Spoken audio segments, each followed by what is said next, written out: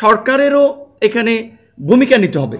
সেক্ষেত্রে রাজনৈতিক ঐক্যমত্য তো তৈরি হয়েছে, গত মিটিংয়েই কিন্তু সব রাজনৈতিক দল এই বিষয়ে ঐক্যমত্য হয়েছে যে আওয়ামী লীগ এবং তার এই ফাঁসিবাদের দস্যুরা যেন আগামীতে নির্বাচন না নিতে পারে, সেজন্য তাদের বিষয়ে পদক্ষেপ নেওয়া। তাহলে রাজনৈতিক ঐক্যমত্য হলে তারা ব্যবস্থা নিতে পারবে। কিন্তু তারা ওই যে বুইফোর এবং কিংস পার্টির যে দলগুলো, সেগুলোর রেস্ট্রিকশন কিন্তু স্থগিত করার জন্য তারা হালনাগাদ তথ্য নিয়ে তারা করতে পারে। এই বিষয়গুলো আলাপ আলোচনা হয়েছে। আমরা দুটো বিষয় পরিষ্কার চাচ্ছি যে বিশেষ করে বাংলাদেশে আমরা বলেছি যে এই নির্বাচন কমিশন একটা এক্সাম্পল হবে ভবিষ্যতের জন্য। সুতরাং তাদের এমন কিছু দৃশ্যমান পদক্ষেপ নেওয়া দরকার। সেক্ষেত্রে আমরা জোর দিয়েছি তারা যেন প্রবাসীদের ভোটদান এবং ভোটাধিকার প্রয়োগের বিষয়টাতে একটা গুরুত্ব দেয়, একটা ফেয়ার নির্বাচনের জন্য তারা প্রয়োজনীয় পদক্ষেপ নেয়। এবং একই সাথে যেহেতু এটা একটা পপুলার ডিমান্ড এবং রাজনৈতিক ঐক্যমত ইতিমধ্যে তৈরি হয়েছে, এই ফ্যাসিবাদের সাথে জড়িত রাজনৈতিক দল আওয়ামী লীগ এবং তার দোসরদের রাজনীতি নিষিদ্ধ করা, তাহলে তো নিবন্ধন অটো বাতিল হবে অবশ্যই।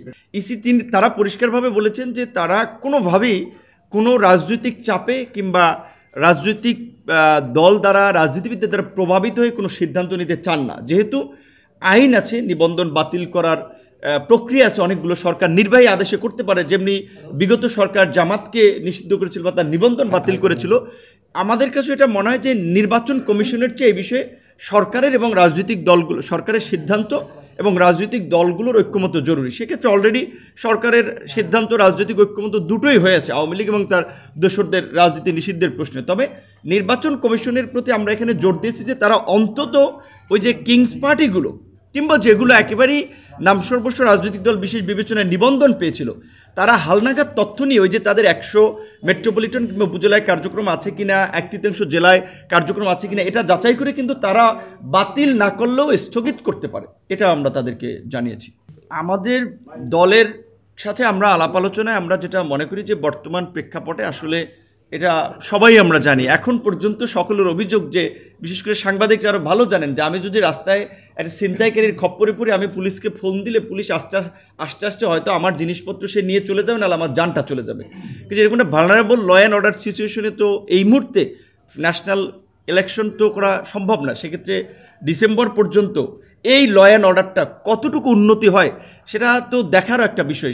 সেই বিবেচনায় আমরা বলেছিলাম যে অন্তত পর্যায়ে এই স্থানীয় পর্যায়ে যেটা একটা মানুষের মধ্যে একটা পজিটিভ প্র্যাকটিসের জন্য, যেহেতু এতদিন নির্বাচন রয়েছে যে জোর যার মুল্লুক তার, মানে যার জোর আছে, পেশি শক্তি আছে, সেই কেন্দ্র দখল করছে, উপজেলা চেয়ারম্যান হয়েছে, ইউনিয়ন পরিষদের চেয়ারম্যান হয়েছে, জাতীয় নির্বাচনে তাই হয়েছে।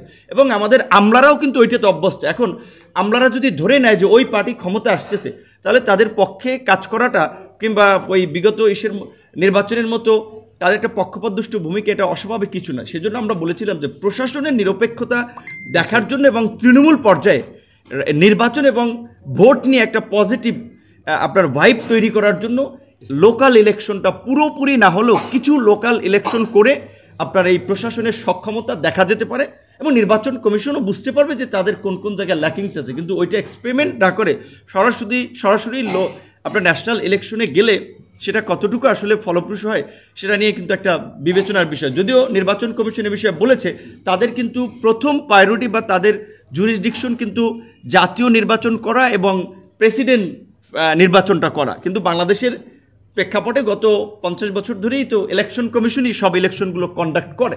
সুতরাং এই ক্ষেত্রে রাজনৈতিক ঐক্যমতের উপরে ওনারা জোর দিয়েছেন। রাজনৈতিক ঐক্যমত যদি তৈরি হয় তাহলে সেটা সম্ভব এবং আমরা মনে করি রাজনৈতিক ঐক্যমতটা হওয়া প্রয়োজন।